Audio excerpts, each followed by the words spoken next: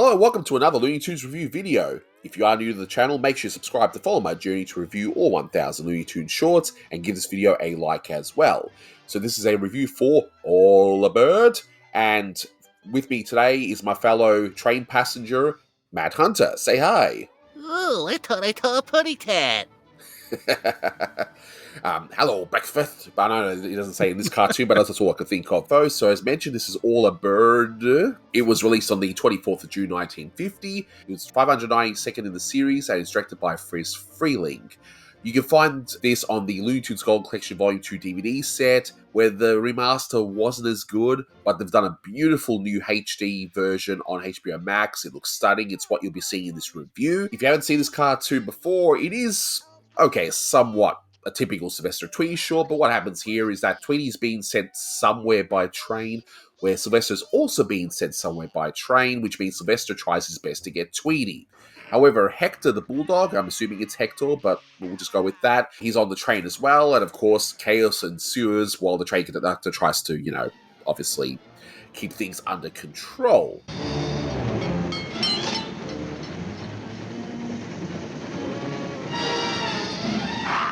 With the trivia, some of you really younger viewers may not be aware, but yeah, All A Bir-r-d is based on the conductor's call, all aboard, which is what they would have used to say back in the day. These days, it's probably just a whistle. All aboard! Yep, that's the one. They even say in the cartoon as well, if you should really drive the point home. All aboard! But these days, if you go by cross-country trains, typically a whistle or something like that. It's like that in Japan as well, which I've been there, numerous times. Importantly, this is the first short where Tweety sings his wonderful little signature song. And it's a nice song.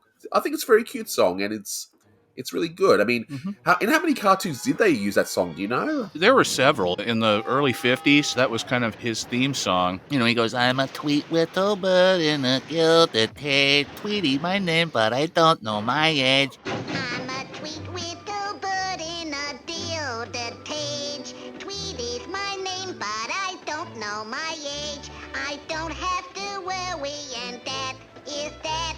I'm safe in here from that old putty cat. That was, I believe, trying to remember if it was Ted Pierce or Warren Foster who was credited with writing that, but that was his little title theme for a number of cartoons. It's fantastic. It's such a catchy song too, and you hear it once or twice and that's it. It'll be ingrained in your head. Yeah. I hadn't seen this short or any of the other Sylvesters in a long time, but as soon as he opened his mouth to start singing, boom, I knew all the words straight away. So it's a wonderful little song there. That was not the only Tweety song introduced in 1950. There was actually a popular hit on Capitol Records that was called I Taught a Putty Tat, featuring Mel Blanc as Tweety and Sylvester, with the music by Billy May, and it was called I Taught a Putty Tat. I think it went platinum as a pop hit in 1950, and it was later made into a cartoon in, I believe, 2011, I think? Something like that. Where they did that 3D thing with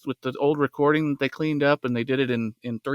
But that song was popular on, I guess, the radio at the time, and it sold a lot of records, and so that was part of Tweety and Sylvester's popularity, was they also had a hit song. It's a great cartoon. It's a nice little gem, I thought, I mean, did they have to do it in 3D? No, but they still did a good job at least. So it's like, all right, you just go with it. Just like with the 3D Peanuts movie, that sort of stuff. If it's done well, I can live with it, Yeah, I think it was. Of course, being a Friz Freleng short around this time where Paul Julian does the backgrounds, we've got to have a background check. And as I mentioned before, this beautiful new HD restoration brings with us some extra details. If you look at the very beginning, we see that the different characters are named after different people in the crew. You've got Hawley Pratt, Virgil Ross, Ken Champion, and of course Friz Freleng himself. All in the background. The different cars on the train are all named after them. Yeah. Yes. And then, of course, you get the reference to the street corner in Hollywood called Gower Gulch. There were several different Hollywood studios there, and the extras from a lot of Westerns would hang out on the street corner, so it looked like an Old West scene. Bunch of cowboys and Indians standing around. And you'll see there's a later cartoon called Drip Along Daffy, where Maltese and Jones, they come up with this little opening song that Porky Pig sings, The Flower of Gower Gulch. That's what that's a reference to. On the train itself, all the different packages, the trunks and crates and things in the background, they have names of animators. And I think Mel Blanc, you mentioned, is one of them that you picked out. Mel Blanc is sending somebody something. I don't know what he'd be sending, but Well, he was just a regular Joe like everyone, sending his packages like everyone. I mean, I'm looking at it now, and I don't know who the person he's sending to. Freleng, something like that. I don't know who that is, but if that's based on someone, definitely let me know in the comments below, because I couldn't find anything on that. With the cartoon itself, man, I forgot how good this one was. It's amazing. Admittedly, I've dismissed the Sylvester and Tweeties, and probably unfairly, I'll admit. But watching this one again, it brought back a lot of great memories. I mean, how good is this one? I think it's great. We kind of forget when we see these out of order. You've been watching these chronologically, and by the way, congratulations. I didn't mention on the last one that these are the first out of the 1940s. You're in 1950 now. Yay. But this is probably the fourth or fifth Sylvester and Tweety cartoon. And you were mentioning, gosh, they did a lot of them early on. It's like they were really...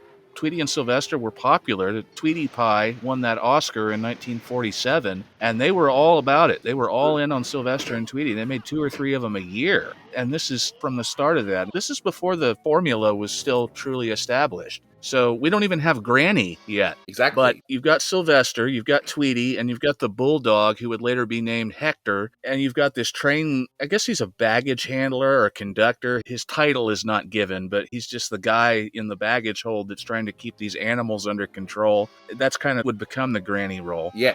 Exactly. But what amazes me is the timing on this cartoon. I was watching it again last night. I'm just like, Friz Freleng, damn, dude, this guy was just incredible with that. As the train starts to go up and down a hill, you see the animals' crates, the dog and the cat, they start sliding up and down as the train rocks. And every time it tilts more, Sylvester's carrier starts sliding closer to Hector's. And this is at one point after Sylvester has done something that's like one of the greatest Mel Blanc lines ever, that whenever he does it, it's funny. And that's, shut up!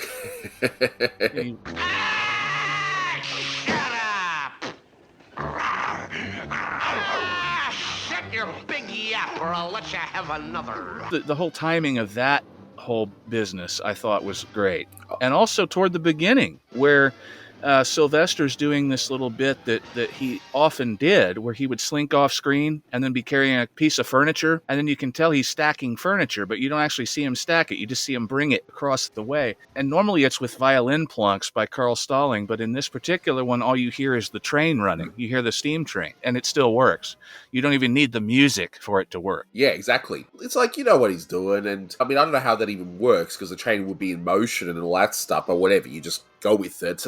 It's right. And yeah, it's been reused, but you know what? It's funny. We're not meant to watch these things like binge watching. Yeah. It was never designed for that, so why not reuse something that's actually good, that's actually funny? Oh yeah. You got to establish the easiest option for him to try and get Tweety in the beginning, and what's more easier? Stacking up something to reach the cage. Simple. But it's interesting with Tweety, though, how Tweety must be now so popular that he gets his own title card in the beginning. Yeah, and then he gets the title card, and then that little song that he sings, and then they combine the two of them in cartoons after that. So now he's got his own moving title card where he's actually swinging on a perch as he sings the little song. Yeah, but also like the little touches in this cartoon. Like, for example, we see Tweety being a child. The acting in that scene is really good. Like, he doesn't really want to go away. He's just got that whole sullen look about him. I thought that was very well animated, and we get the nice little bird scene with the bow in the background is a nice touch. It's just how my children would be if I have to leave them somewhere for the day or whatever. You know what I mean? And another great piece of animation to point out is when Sylvester's being chased by the dog on top of the train. Oh, yes. While the train's moving. I am not the expert on pointing out who animated what, but it sure looks like Art Davis doing that. It animates so beautifully, it doesn't even look like it's out of place. And then Sylvester makes that terrified expression right before he realizes he's going under a low bridge and he's too tall. Yes. He hits his head on the tunnel. This is great animation, especially when he slides down between the two cars to duck the dog. It's just beautiful. It's wonderful animation. Exactly. It's fantastic. And speaking of wonderful animation, I mean, these animators were so good that they could put personality in Sylvester's hand. like when he's doing his Right. usual.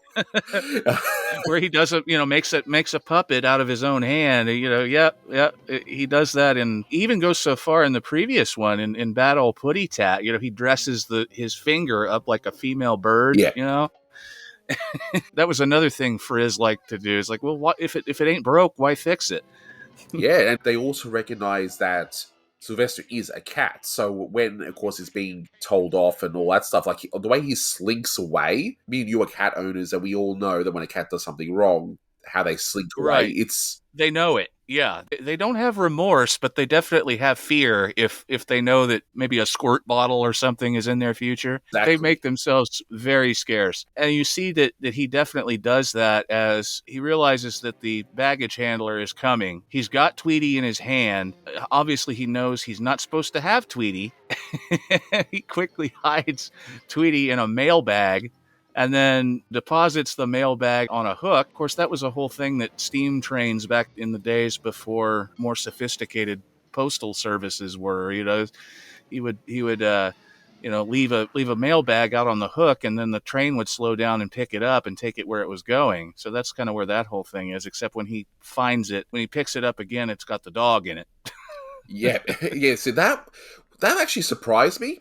To be honest, like that feels more like a Clamper type gag than a Friz gag for some reason. Yes, just felt that way, but hey, it was funny. I thought it was actually a surprise, but there was definitely shades of Clamper Tweety right there with what he would probably would have done. Yeah, definitely. We got to touch on the ending. Oh, too. yes. The just hysterical. I'm looking at it right now. This animation of Sylvester in drag. Oh, yes. I mean, people talk about all the time Bugs Bunny in drag, and for good reason. It's funny. There's nothing wrong with it. But they always seem to overlook Sylvester in drag, or when Sylvester dressed up like as a toddler in the previous one I did, which I still in hysterics about. I absolutely love it.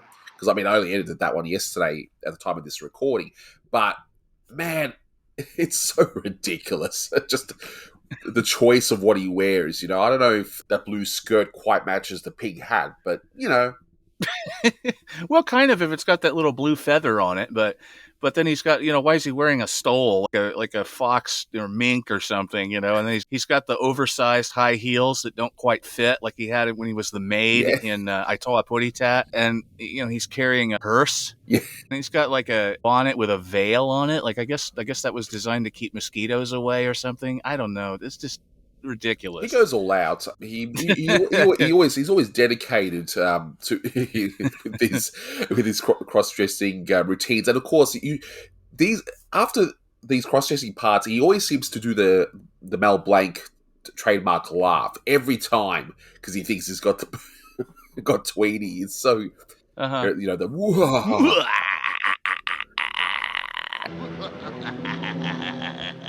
And of course, we get another Clamper type gag where the dog just happens to be in that cage anyway.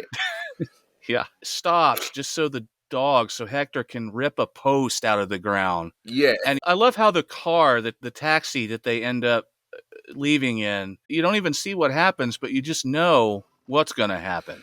Oh, exactly. And I'm guessing that the taxi driver knows that the bulldog's going to give him a good tip, so hence why this extra stop there. Yeah. And and the story kind of doesn't even make sense if you think about it. Where's Tweety going? We don't know. What's Sylvester doing there? We don't know.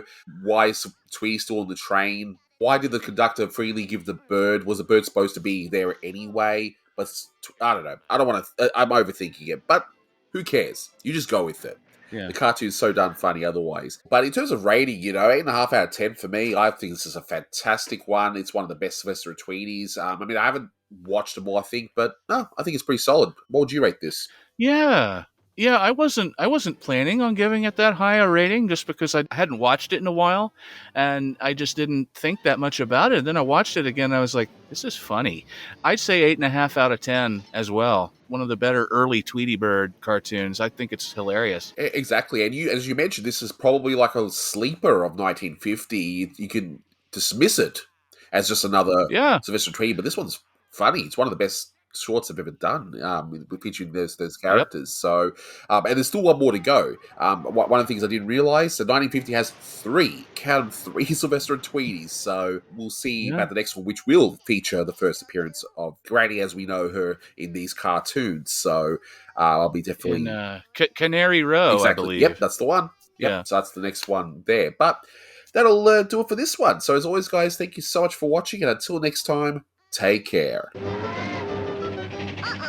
putty cat got another playmate. It's gonna be awfully lonesome from here to Pasadena.